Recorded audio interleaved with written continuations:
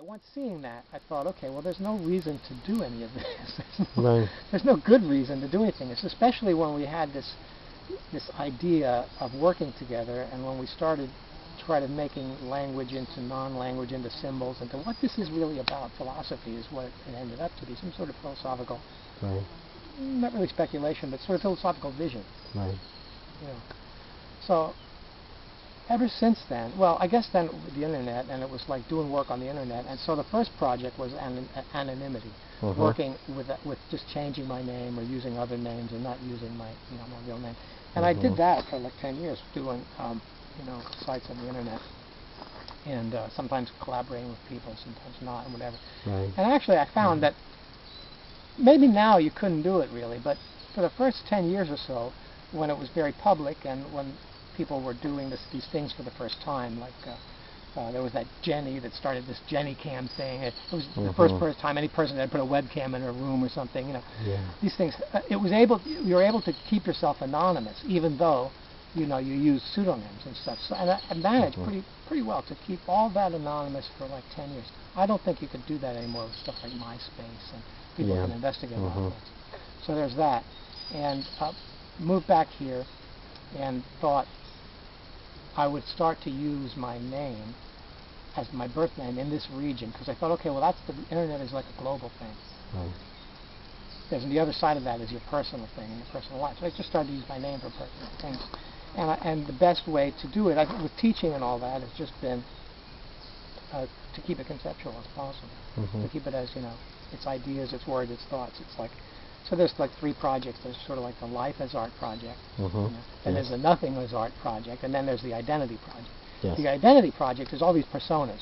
All the different invented personas that I propagate, mostly through the internet, but also in the world with nicknames and all this different things that I do, sometimes completely different.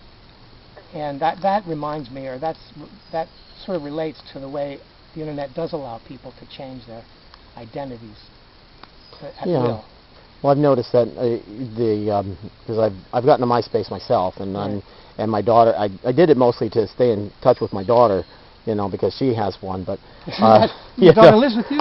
Well, occasionally. I was just going to say, it's funny to get on MySpace to stay in touch with your daughter. Isn't it something? That's an interesting idea. Yeah. Well, but when she's with her mother, I like to do that. But it is that personal. I mean.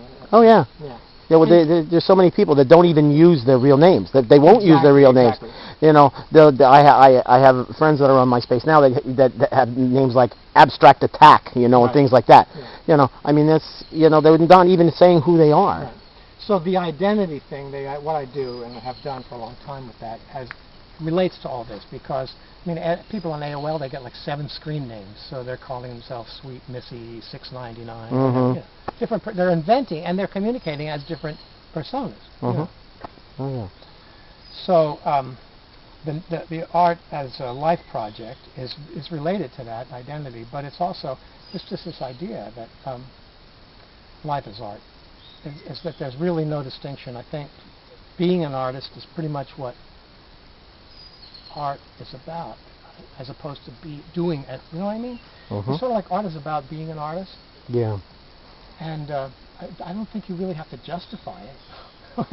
Yeah, and you don't have to make any profit from it either. No. It seems that that it is what it is for the sake of what it is. Yeah. And I think, do you even have to justify it by making things? I don't really think so. By doing, I don't think so. I think it's once you discover, whenever that is, most people do it in their childhood, that you are an artist. And at that point, you do lots of things to try to justify it somehow, because everything else needs to be justified. If you're like an engineer, you got to build something. There's nobody thinks about a conceptual engineer, But and if they did, it would be an artist, like Paulo Soleri or somebody. Yeah. At that point, you're becoming an artist, and so that was the idea there, following through that, like this whole thing. That's more of a community type of arts, though. If you're an architect or you're doing something like that, then it's actually you are working with living spaces, and the people that you have to involve the entire community and the society with it. Right. But you know, more of the idea of the artist as a creative person. That seems to be more of where you... And what does that mean? Does creativity mean making things, new and novel things? Well, you know, you get into trouble there with like the pop culture idea of new and novelty. It's sort of like, a lot of this relates to how, and the fame too, the celebrity, the cult of celebrity and all that stuff. What a waste of time. It takes nothing to be a celebrity.